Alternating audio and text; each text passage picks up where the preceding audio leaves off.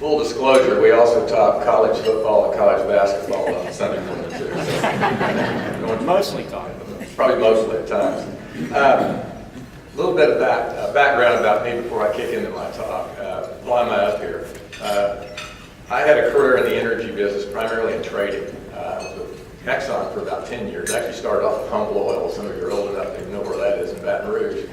I was with Exxon 10 years, and I went to Koch Industries in Wichita, Kansas for most of my career there, and then came back to Houston in '97, ran our trading business, and then we sold our business to Merrill Lynch and Lowe's Corporation in '04, and then since then I've been serving on boards and do some work with Greg and them at CCMB Capital, and I've been very active in a couple of ministries, Generous Giving and another one called Mars Hill Production. So that's why I'm up here. I've also worked with PA for a long time, like I said, almost 20 years, when Will and I were kind of the first advisory board that met with Dennis when we were kind of trying to figure out what to do. And this is kind of this is one of the results of that, this kind of a forum, and also some of the things that happened after that, which I'll cover later.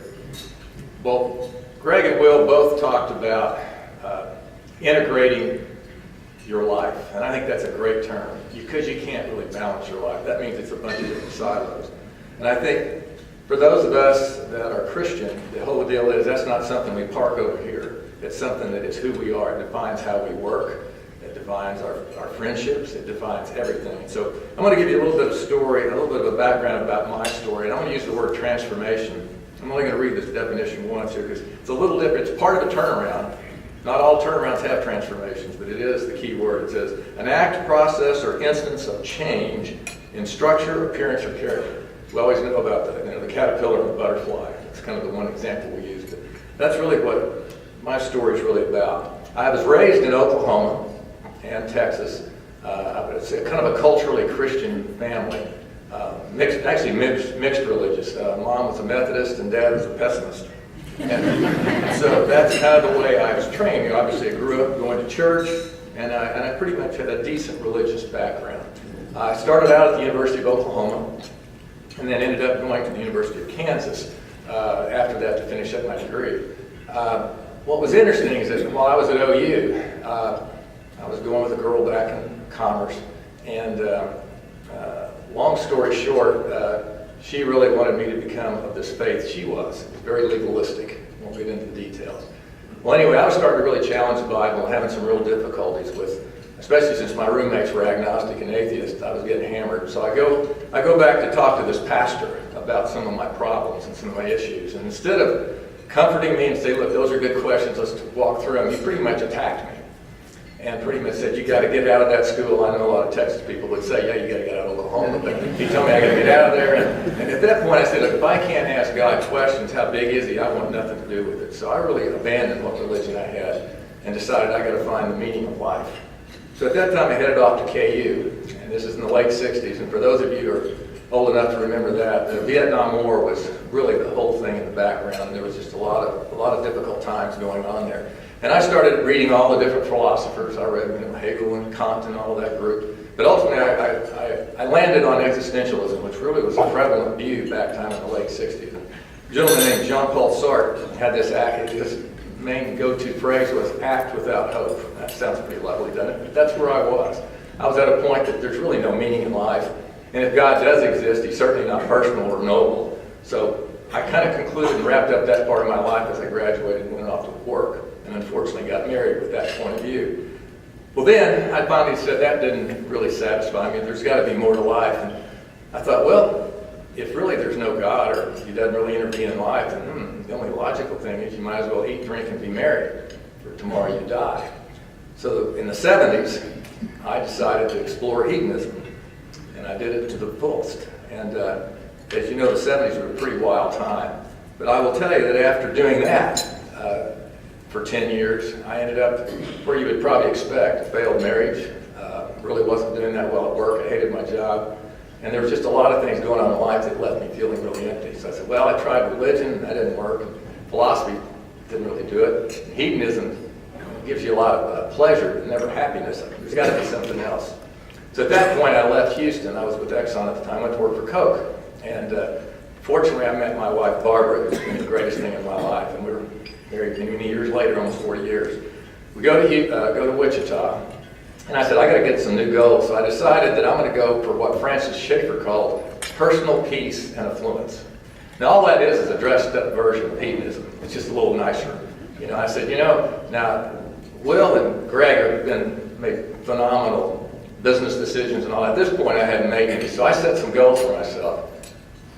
You're going to laugh at them. I wanted a Porsche, house on the golf course, and the house had to have an automatic sprinkler system and a garage door opener. I've never had one. So those were my goals.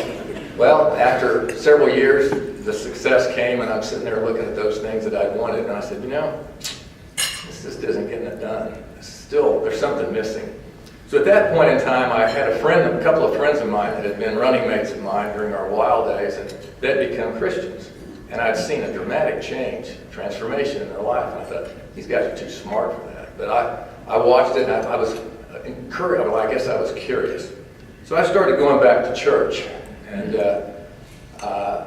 to attend, and suddenly it felt kind of natural and good. I remember the smell of the hymnals and all that. It felt kind of good. So I thought, okay, maybe it's time to go full circle. I'll join the church. So we decided to join the church.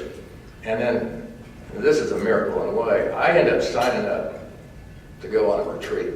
And I'm sitting there thinking, I'm scared to death of religious people. Now I'm going to be locked up at this 4-H camp all weekend with religious people. What am I doing? Well, it turns out God had a plan. Turned out at the end of that week, it became incredibly apparent that I was no different than I was 20 years earlier. I was a fake. I was trying to kind of willpower myself into something. And I will never forget that weekend, after really witnessing some pretty amazing testimonies, but I'd never heard a testimony before, which is kind of what you're hearing now. An amazing thing happened. I felt like I started getting this conviction. And the pastor, right as we were leaving, there was one time left for one person to get up and talk, and I was pretty nervous, but I felt like I ought to say something. I jumped up and he said, in Matthew 10:32-33, he said, "Whoever acknowledges me before men, so will I acknowledge before my Father in heaven. Whoever disowns me before men, so will I disown."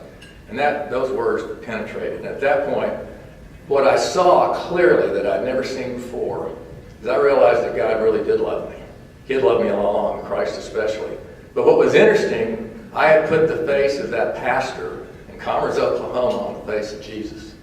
That the anger, the bitterness, all of that was really directed at somebody that had hurt me deeply. And that 20-year bypass basically came back to fruition in a fresh way when I really surrendered my life to God at that time. And so it's really been a wonderful time ever since. The other thing was, after being, if you want to call it, fairly analytical, very scientific, very theological, very philosophical, for the last 28 years, I've really been trying to integrate my life along all dimensions. I'm not a Christian over here and something else over here. I try to integrate everything because I think God is, He's God of all truth. And so I'm not afraid of truth. And so that was very freeing to me to have that basis. And so from that standpoint, that transformation that started 28 years ago is still continuing. As Greg said, it is something, and will too. It's a day-by-day thing. Sometimes it's 2 steps up, 1 step back, but ultimately the transformation has been wonderful. Now let me tell you a little bit of what I've learned. One of the things you hear the word about, you hear the word gospel. Well, it's really a term that means good news. I said, well, what really is the good news? Well, I'll just kind of take you through the few steps that I've since learned what the Bible teaches. One, it just says all of sin. Now, by the way, the word sin is not a very popular word these days in political correct times. It really just means falling short of the mark. It's pretty easy to figure out that we've all sinned. First of all, I can't even keep the rules I make for myself, much less the ones God has for me. So that's pretty easy to figure out. Well, then the Bible teaches in for those that miss that mark, or quote, sin, they're separated from God. That doesn't mean they die physically, but there's suddenly a barrier between you and God that needs to be healed and broken. Most of us try to do it ourselves. We say, well, I'll pray more, or I'll give more, or I'll do this. As long as my good outweighs the bad, I should be okay. Well, that's kind of not what the Bible says. The Bible expects perfection. That's a problem. That's a pretty tough nut. So how do you figure that out? If I've already busted the rules and I can't do it on my own, what do I do? Well, there's a good answer there. The Bible talks about in the book of John that the Word, Christ, became flesh and dwelt among us. And the good news was He actually lived the life we were supposed to live, did it flawlessly, and then gave His life as an exchange for mine. So what I do is where religion is all about the word to, Christianity is all about the word done. So what he did, I trust in that, and that gives me reconciliation back with God. It's all about grace. Christian faith is the only one that teaches grace. It's if you read anything by C.S. Lewis, he can say that a whole lot better than me. So what I really found was, for the first time, and it happened at that retreat, there was all this conviction of all the stuff that I had done wrong that I just didn't think I could ever be forgiven for. And with conviction, suddenly you realize, gosh, what I've been saved from and what I've been saved for. At that point in time, you obey out of love and not duty. And that was a huge change for me. And so suddenly I understood the word about relationship versus religion. The two are very, very diametrically opposed. The other thing that I like about it is sometimes you figure, well, can I lose this? I mean, good grief, if I mess up, do I suddenly go back to zero? The answer is no. Yeah, you do have ups and downs as believers, but the good news is what God tells you is that once you've made that transaction with him and put the trust in God, trust in Christ, it's there forever. So that's very assuring. As Will said, if you're always living under a cloud of criticism or a cloud of doubt, you're never really going to be fulfilled that way. So there's great comfort in what the Bible teaches. There is certainty.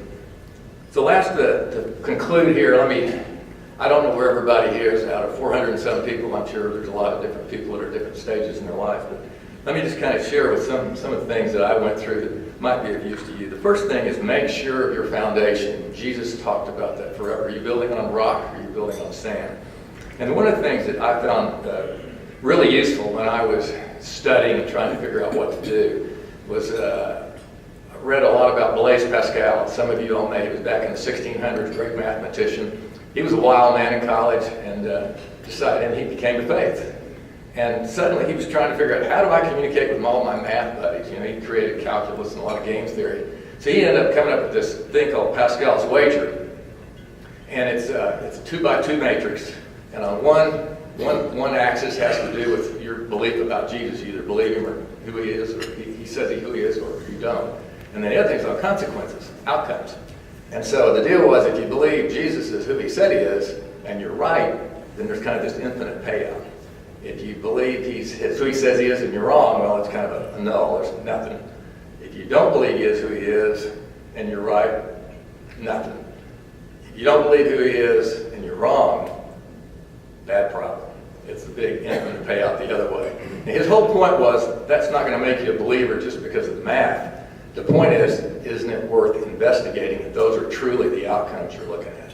And that was the thing that really hit me more than anything else. Because if all you do is you believe you're born, you live, you die, you rot, and that's it, you're not going to ask those questions. But those are the big questions. And that really helped me a lot to dig through that. Then I read a lot of great books. There's one that's going to be handed out here by Lee Strobel on the Case for Faith. There's a lot of brilliant people. Tim Keller, C.S. Lewis, Philip Yancey. There's some phenomenal books that have dealt with the issues that I struggled with for years, and they've been great books that I've handed out to many others. So the other thing is just get around other people that you trust and try to go through the Bible, whether it's in a small group or get somebody that you trust to mentor you or disciple you in that area. That's another thing that's really critical. I had a guy that spent 7 years with me as a new believer, and I tell you, I needed a lot of work. I wore him out, but it was wonderful to spend that time. It's really good. It's been the best thing that ever happened to me. And certainly being in a small group is good.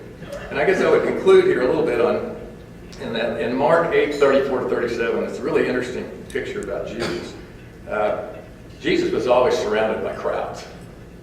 And it was interesting. Some were critical, some were curious, and then some were committed. And then he says, then he called the crowd to him, along with his disciples, and said, if anyone would come after me, he must deny himself, take up his cross, and follow me. Whoever wants to save his life will lose it. And whoever loses his life for me and for the gospel will save it. This is the word that hit me. What good is it for a man to gain the whole world yet forfeit his soul? Or what can a man give in exchange for his soul? That was the big bet I think I was making and was missing. And it really was wonderful to know that I got on the right side of that bet. So the real question is, what are you betting on? What I would say is we're so busy, especially with the technology we've got of just going through life, I don't think we ever take the time to even understand what we do believe. And so I think I would challenge all of you to spend some time, really just get some quiet time, put the phone away, and just find out, what do I really believe? The other thing is find out what are the real barriers in my life. If I were going to explore faith, what are some of the barriers? Are they scientific? I had some of those. Are they philosophical? I had some of those. Are they economic? There's a lot of things that tend to be barriers. Try to deal with all of those as best you can. But I think the ultimate question really is who are you, Lord, and what do you want me to do? That's the big question. And I think if you pray that, if you ask that, I think God has promised that if you ask Him in earnestness, He will answer that prayer.